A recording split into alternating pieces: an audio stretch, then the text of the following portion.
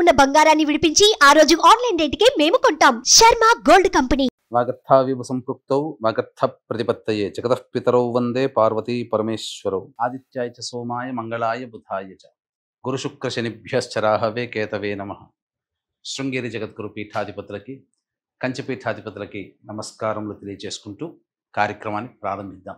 ద్వాదశ రాశులలో భాగంగా 16 జూన్ నుంచి 30 జూన్ వరకు మకర రాశిలో జన్మించినటువంటి వారికి ఏ విధంగా ఉండబోతుందో తెలుసుకునే ప్రయత్నం చేద్దాం. ఈ యొక్క మకర రాశి వారికి శుక్రగ్రహ సంచార ప్రభావం అనుకూలంగా ఉండడం వల్ల మంచి సంతోషముతో ఆనందంతో కాలం వెళ్లదీస్తారు. ముఖ్యంగా విలువైనటువంటి గృహోపకరణాల వస్తువుల్ని కొనుగోలు చేసే అవకాశం ఉంటుంది. వాహన మార్పులు జరిగే అవకాశం ఉంటుంది. అన్ని విధాలుగా ఆనందదాయకంగా ఉంటారు. సుఖంగా సంతోషంగా ఉండగలుగుతారు. స్త్రీ సౌఖ్యము కూడా కలుగుతుంది. నూతన స్త్రీలు వ్యక్తులు పరిచయం అవుతారని చెప్పవచ్చు. అన్ని విధాలుగా ఈ యొక్క శుక్రగ్రహ సంచారము అనుకూలంగా ఉందని చెప్పవచ్చు. అలాగే ఈ మకర రాశి వారికి శనిగ్రహ సంచార ప్రభావం కూడా అనుకూలంగా ఉన్నటువంటి కారణం చేత మంచి ఫలితాలు పొందుతారు. సంఘంలో పేరు ప్రతిష్టలు పొందిన వ్యక్తుల యొక్క పరిచయం మీకు ఆనందాన్ని కలగజేస్తుందని చెప్పవచ్చు. అన్ని విధాలుగా సహాయ సహకారాలు మీకు కింది స్థాయి వాళ్ళతో, కింది ఉద్యోగస్తులతో మీకు ఉంటాయని చెప్పవచ్చు.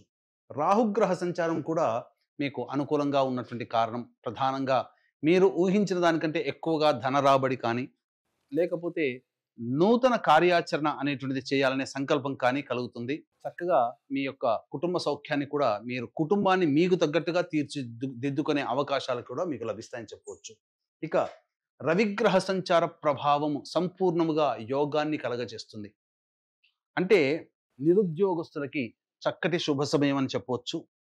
చక్కగా ఉద్యోగం లభించే అవకాశం ఉంటుంది. మీరు ఇప్పటికే ఉద్యోగస్తులుగా ఉన్నవాళ్ళైతే మీ యొక్క పేరు ప్రతిష్టలు పెరుగుతాయి. హోదా పెరిగే అవకాశం ఉంటుంది. ప్రమోషన్స్ వస్తాయని చెప్పవచ్చు. మీకు ఇష్టమైన చోట బదిలీలు జరిగే అవకాశాలు కూడా గోచరమవుతున్నాయి. అన్ని విధాలుగా యోగదాయకంగా ఉంటుందని చెప్పవచ్చు. అయితే ఈ యొక్క బుధుడు కూడా 23వ తారీఖు వరకు కూడా సంపూర్ణంగా ఉన్నటువంటి కారణం చేత ఎప్పుడో పెట్టినటువంటి పెట్టుబడికి సంబంధించినటువంటి రిటర్న్స్ని మీరు పొందుతారు. అకస్మాత్తుగా మీకు ధనాదాయం కూడా లభించే అవకాశం ఉంటుంది. ప్రభుత్వపరమైనటువంటి కాంట్రాక్ట్లో పనిచేసేటువంటి వాళ్ళకి ప్రభుత్వం నుంచి బిల్లులు శాంక్షన్ అవుతాయని చెప్పవచ్చు. అయితే 23 నుంచి గురువు అనుకూలంగా లేడు కాబట్టి భాగస్వాములతో మధ్య విభేదాలు కానీ, వ్యాపారస్తుల భాగస్వాముల మధ్య పొరపచ్చాలు కానీ వచ్చే అవకాశం ఉంటుంది. కాబట్టి తగ్గి ఉండే ప్రయత్నం చేస్తూ లౌక్యంతో వ్యవహరించండి. ఇక కుజుడు కేతు యొక్క సంచారము అనుకూలంగా లేని కారణం కాబట్టి ముఖ్యంగా ఎక్కువగా విజయాలు వస్తున్నప్పుడు ఎక్కువగా కష్టపడడం, తద్వారా మీ యొక్క శారీరక సౌఖ్యాన్ని చూసుకోలేకపోవడం, తత్కారణం చేత అనారోగ్య సమస్యలు వచ్చే అవకాశం ఉంటుంది. తాపముతో అనగా హీట్తో బాధపడే అవకాశాలు ఎక్కువగా ఉంటాయి. జాగ్రత్తలు పాటించండి. కింద పడే అవకాశాలు, దెబ్బలు తగిలే అవకాశం గోచరమవుతుంది. కాబట్టి జాగ్రత్తలు పాటించండి. ఇక గురువు అనుకూలంగా లేడు, గుర్తుపెట్టుకోండి. ఈ కారణం అసలే దైవానుగ్రహాన్ని సూచించే గ్రహము, పనులలో అనుకూలతను సూచించే గ్రహం. ఇప్పుడు చెప్పబడినట్టుగా శని, శుక్రుడు, బుధుడు, రవి, అలాగే ఈ సంబంధించినటువంటి రాహువు ఇవన్నీ కూడా అనుకూలంగా ఉన్నా అన్ని కూడాను పనులలో విజయాన్ని సూచించి విజయాన్ని తీసుకురావడానికి దోహదపడితే అంతిమంగా ఫలితాన్ని నిర్దేశించేది అదృష్టము లేదా దైవానుగ్రహం. ఇట్టి గురుడే మీకు అనుకూలంగా లేడు కాబట్టి దైవానుగ్రహాన్ని పొందే ప్రయత్నము తరచూ చేస్తూ ఉంటే మీకు తిరుగుండదని విషయం గమనించుకోవాలి. ఈ యొక్క మకర రాశిలో జన్మించినటువంటి వారికి ప్రధానంగా వివాహానికి సంబంధించినటువంటి ప్రయత్నాలు చేయకుండా ఉండడమే మంచిది. మూఢమి కాబట్టి సరిగ్గా మీకు అవకాశము లేదు.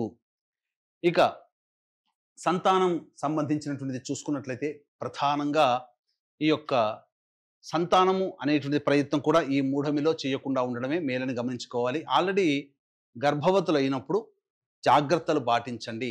ముఖ్యంగా ఇప్పుడు మెడికేషన్ లేదా వైద్యుల సలహాలు, సూచనలు తప్పనిసరి గర్భవతులకి అని చెప్పవచ్చు.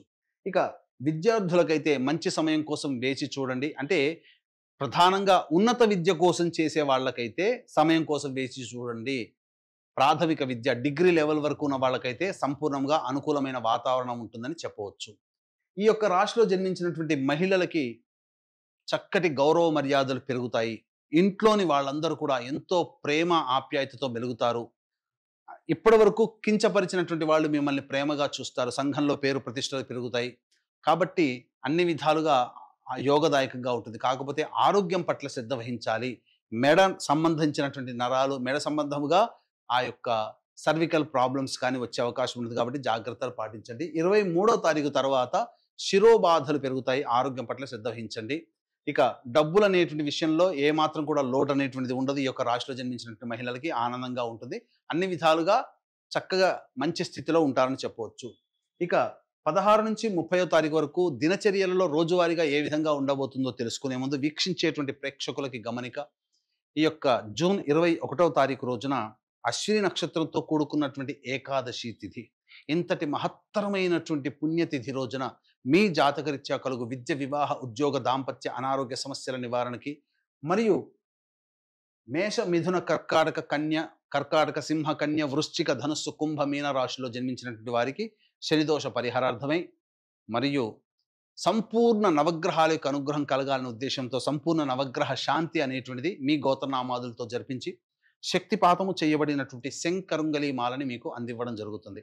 అవకాశం ఉన్నటువంటి వాళ్ళు కార్యక్రమ తదనంతరం కాంటాక్ట్ చేసి మీ గోత్రనామాదులు నమోదు చేసుకోవచ్చు.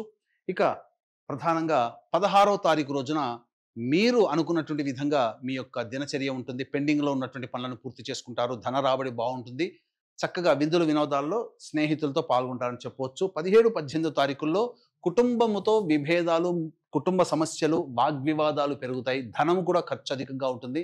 మనస్సు ప్రశాంతంగా ఉండదని చెప్పవచ్చు. ఇక 19, 20వ తారీఖులో చూసుకుంటే ఇతరుల యొక్క సహాయ సహకారాలతో మీ పనులని పూర్తి చేసుకుంటారు. సోదర సోదరుని మధ్య ఉన్నటువంటి పొరపచ్చాలు తొలగిపోతాయి. మిత్రులు మీకు అనుకూలంగా మారుతారు. శత్రువులు అనుకూలంగా అవుతారు. ధనాదాయం కూడా చాలా చక్కగా ఉంటుంది. రాని బాకీలు వసూలు అవుతాయి. విందులు వినోదాలు సంతోషంగా ఉంటారని చెప్పవచ్చు. ఇక 21, 22వ తారీఖుల్లో ప్రధానంగా స్త్రీ సౌఖ్యం ఉన్నప్పటికీ వాహనాన్ని నడిపేటప్పుడు జాగ్రత్తలు పాటించండి. తల్లిగారి ఆరోగ్యం పట్ల శ్రద్ధ వహించాలి. గృహ మరమ్మతులకి, వాహన మరమ్మతులకి ఖర్చులు అధికంగా ఉంటాయని చెప్పవచ్చు. సంతోషంగా ఉండలేరు.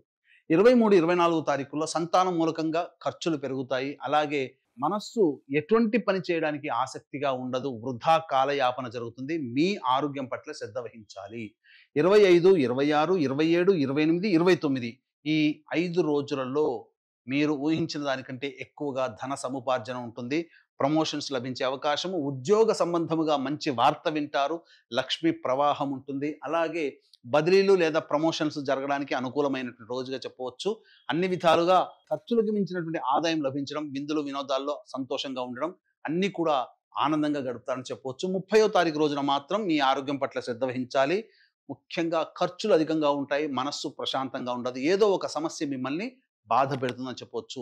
ఏతవాత చెప్పొచ్చు ఇదేమిటంటే ఈ యొక్క మకర రాశిలో జన్మించినటువంటి వారు మీకు సమస్యల పరిష్కారం కోసం, దైనందిన జీవితంలో వచ్చే సమస్యల పరిష్కారం కోసం ప్రతిరోజు కాలభైరవాష్టకము, దత్తాష్టకము రోజుకు 3 సార్లు పఠించండి.